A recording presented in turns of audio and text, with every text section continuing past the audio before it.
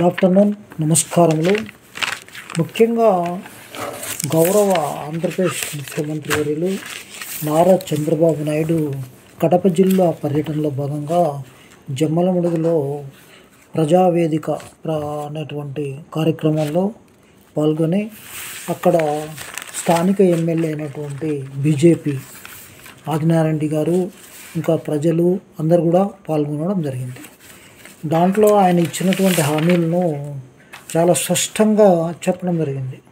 ముఖ్యంగా Rayalaseema steel plant దాన్ని తప్పనిసరిగా జిందాల్ వాళ్ళతోటి పూర్తి చేపిస్తామని, తొలి ఫేజ్ సెకండ్ ఫేజ్ అన్నీ కూడా మేము కంప్లీట్ చేపిస్తామని చెప్పి ఆయన ప్రజలకు హామీ ఇచ్చాడు. అదేవిధంగా ప్రజలకు ఉన్నటువంటి సమస్యలన్నీ కూడా ఈ తల్లికి వందనం, రకరకాలైనటువంటి సాంఘిక సంక్షేమ స్కీములు ఇవన్నీ కూడా ఆయన అక్కడ చెప్పుకుంటూ ప్రజలకు మేలు చేసేటువంటి దాని గురించి కూడా చెప్పడం జరిగింది. అదేవిధంగా నీటిపారుదలకు సంబంధించినటువంటిది అక్కడ డ్యాముల గురించి, గండికోట గురించి, గండికోట యొక్క ఔన్నత్యము అక్కడ అద్భుతంగా ఉందని, అది అమెరికాలో కూడా అలాంటిది ఉందని ఆయన చాలా కితాబు ఇవ్వడం జరిగింది. దాంతోపాటు ఒక బీదమ్మాయికి తండ్రి లేడు, అదేవిధంగా చాలా కష్టపడుతున్నాం అని చెప్పడంతో చదువుకుంటానంటే ఒక స్వచ్ఛంద సంస్థ వాళ్ళు ముందుకొచ్చి మేము దత్తత తీసుకున్నాం అని కూడా వాళ్ళు చెప్పడం జరిగింది. ఇదంతా కూడా వాళ్ళు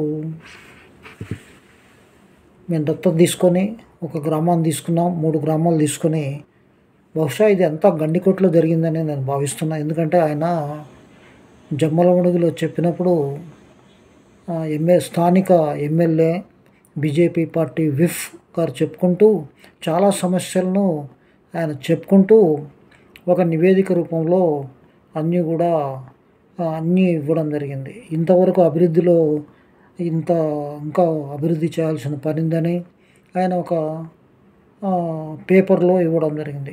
దానికి ఆయన స్పందిస్తూ అన్నీ చేస్తానని చెప్పడం జరిగింది. అదేవిధంగా కేంద్ర ప్రభుత్వం యొక్క నిధులతోటి ఏం చేయాలి, అదేవిధంగా పనిలో పనిగా జగన్మోహన్ రెడ్డి కూడా విమర్శించడం జరిగింది. ఆయన ముఖ్యమంత్రిగా ఉన్నప్పుడు జరిగినటువంటి విధ్వంసకరమైనటువంటి దాని గురించి సీఎం గారు కూడా చెప్పడం జరిగింది. 10 లక్షల కోట్ల దాకా అప్పు చేసిపోయారని చెప్పి చెప్పాడు. ఇది మనం నిన్ననే దీని గురించి కూడా విశ్లేషించడం జరిగింది. ముఖ్యంగా ఏదైతే తలమానికంగా స్టీల్ ప్లాంట్ను పెడుతూ ఉన్నారో దానికి గతంలో గాలి జనార్దన్ రెడ్డి గారు దీని పేరు చూపించి ఈ యొక్క ఐరన్ ఓర్ను చైనాలో అమ్ముకోవడం, క్యాప్టివ్ మైన్ను తీసేసి చేయడం జరిగింది. అదే పద్ధతిలో అదే బీజం పడి అప్పటి ప్రభుత్వం కూడా ఈ యొక్క క్యాప్టివ్ అనేది కాకుండా ఈ యొక్క అన్ని దాంట్లలో కూడా నాశనం చేయడం జరిగింది. ఇది ఒక విధ్వంసకరమైన గత ప్రభుత్వాన్ని 5 years అని మనం చెప్తున్నాం. అయితే ఈ వెంటనే కూడా చెప్పుకుంటూ ఏదైతే మనకు శ్రీశైలం నుంచి ఈ రిజర్వాయర్లు ఉన్నాయో, గాలేరి, నగిరి, ఇంకా ఇవన్నీ కూడా ఆయన చెప్పుకుంటూ మేము ఇంత కేటాయించాం, గత ప్రభుత్వం ఇంత తక్కువ కేటాయించింది, ఈ విధంగా ఆయన చెప్పుకుంటూ మా హయాంలో ఖచ్చితంగా మేము అన్నీ కూడా చేస్తామని చెప్పాడు. అదేవిధంగా పనిలో పనిగా ఆయన కర్నూలు గురించి కూడా చెప్పుకుంటూ ఏదైతే మండలంలో ఇండస్ట్రియల్ పార్కులు ఉన్నాయో అవన్నీ కూడా దాంట్లో కూడా చెప్పడం జరిగింది. బోర్వకల్లు మండలం ఎయిర్పోర్ట్ ఉంటుంది, దాంట్లో మనం ఒక హబ్గా చేస్తామని రకరకాలుగా చెప్పడం జరిగింది. ఇంకొక మాట కూడా చెప్పాడు చంద్రబాబు నాయుడు గారు, మాకు 7 సీట్లు ఇచ్చారు, నెక్స్ట్ అన్ని సీట్లు మనకే రావాలని కూడా ఆయన చెప్పడం జరిగింది.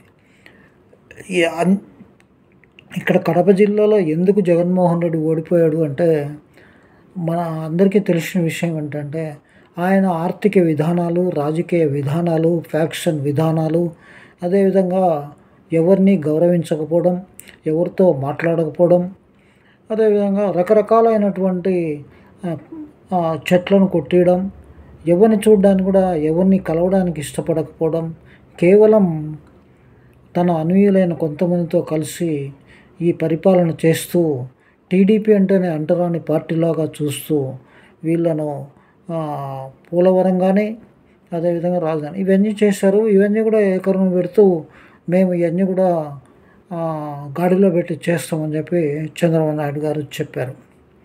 ముఖ్యంగా కొన్ని పరిశ్రమల గురించి ఆయన చెప్పలేదు. చెప్పనప్పటికీ మేము చెప్తున్నాం, పరిశ్రమలలో పొల్యూషన్ రాకుండా చూడాలని కూడా మేము రిక్వెస్ట్ చేయడం జరుగుతుంది. ఈ ఓర్వకల్లు గురించి చెప్పినప్పుడు ఓర్వకల్లులో చాలా అభివృద్ధి చేస్తున్నాం. అంటే రాయలసీమ రతనాల సీమ, అంటే రాయలసీమ రాళ్ళసీమ కాకుండా ఎడారి కాకుండా కాపాడే ప్రయత్నం చేస్తానని కూడా ఆయన ఇండైరెక్ట్గా చెప్పడం జరిగింది. ఇది ప్రజలు కూడా హర్షం ప్రకటించారు. ఇక అదేవిధంగా రైతులకు కావలసినటువంటి అన్ని సదుపాయాలు కల్పిస్తామని, అదేవిధంగా ఒక భరోసా ఇస్తూ ఈయన యొక్క టూర్ ప్రోగ్రాం సాగింది. అదేవిధంగా మైలవరం, గండికోట, అదేవిధంగా జమ్మలమడుగులో సాగింది. ఇదంతా ఒక శ్రేణుల్లో ఇవ్వడం. ఇప్పుడు మళ్ళీ స్థానిక ఎలక్షన్స్ రావడంతో ఇవన్నీ కూడా మొత్తం అంతా కూడా తెలుగుదేశం కడప జిల్లాను కబ్జా చేసినట్లు మనకు అర్థమవుతుంది.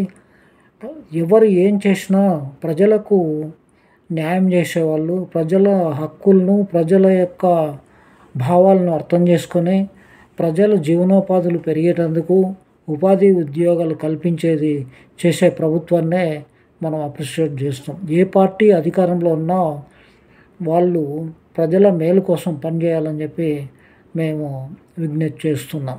ఇంకా ముఖ్యంగా జిందాల్ గురించి చెప్పాడు. ఈ ఫేజ్ 1 ఒకటి, ఫేజ్ 2 ఇదంతా 2029 కల్లా పూర్తి కంప్లీట్ అయ్యి ఉత్పత్తి వస్తుందని, ఫేజ్ 1లో ఏం జరుగుతుంది, ఎన్ని కోట్లు ఖర్చు పెడతారు అనేది కూడా చెప్పడం జరిగింది. ఇక్కడ ప్రోగ్రెస్ వెరీ ఇంపార్టెంట్. దీన్ని ఈయన పాలసీస్లో విభాగంలో ఏ విధంగా మ్యానిటరింగ్ చేస్తున్నారు, దీన్ని ఈ యొక్క ప్రైవేట్ సంస్థ కాబట్టి ఖచ్చితంగా చేస్తుందని మేము భావిస్తున్నాం. దీని గురించి గతంలో కూడా చంద్రబాబు నాయుడు గారికి అంతకంటే ముందు కూడా దీని గురించి చాలా జరిగినాయి. ఈ ప్రస్తుత బీజేపీ మంత్రి ఎంపీ గారు రమేష్ గారు దీక్ష చేయడం, అప్పుడు కూడా ఈ బీజేపీ హామీ ఇవ్వడం జరిగింది. కానీ దాంట్లో భాగంగా వాళ్ళు చేసే టయానికల్లా పార్టీ ఓడిపోవడం, పార్టీ ఇంటికి పోవడం, తర్వాత జగన్మోహన్ రెడ్డి రావడం, మళ్ళీ ఆయన శంకుస్థాపన చేయడం, ఆయన 16,000 ప్రాజెక్టుగా దాన్ని చెప్పడం, దాన్ని కొంత బడ్జెటు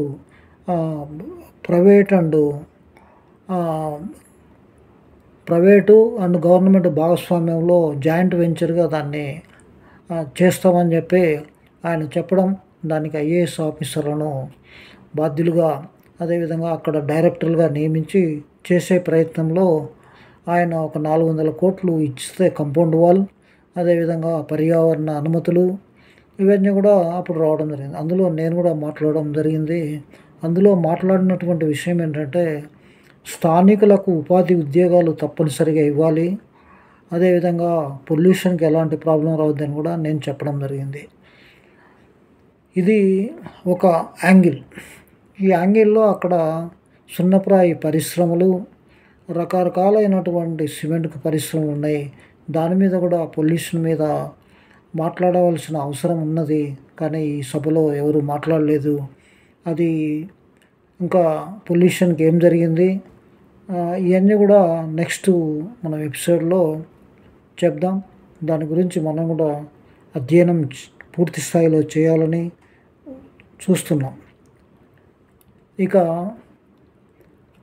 గత ప్రభుత్వానికి ఈ ప్రభుత్వానికి కొంత తేడా చూడండి అని చెప్పి ఆయన చెప్పడం, ఆయన ప్రజలకు అభివాదం చేస్తూ ప్రజల యొక్క సమస్యలన్నీ కూడా తెలుసుకొని మా దృష్టికి తెచ్చినా మీరు అక్కడి నుంచి ఏదైనా సరే చేస్తే మేము అవన్నీ కూడా పరిష్కరిస్తాం, ప్రయత్నంతో పాటు పరిష్కరిస్తాం అని కూడా ఆయన భరోసా ఇచ్చి, ఇది ఎలక్షన్ రాజకీయమా అన్నామా అనేది వదిలేస్తే ఇక గౌరవ జమ్మలమడుగు ఎమ్మెల్యే గారు ఆదినారాయణ గారు పొట్టు పొట్టు జగన్మోహన్ రెడ్డిని మాట్లాడడం జరిగింది. ఆయన చేసినటువంటి విధ్వంసకరమైనటువంటి దాని మీద సరిచేయడానికి చాలా కష్టంగా ఉంటుందని కూడా ఆయన ఇండైరెక్ట్గా చెప్పడం జరిగింది. కూటమి ప్రభుత్వం యొక్క విశిష్టతను ఆయన చెప్పుకుంటూ ఇక్కడ ఆయన బీజేపీ విఫ్గా, అదేవిధంగా జనసేన పార్టీ కార్యకర్తలు, టీడీపీ కార్యకర్తలు అందరూ కూడా రావడం జరిగింది.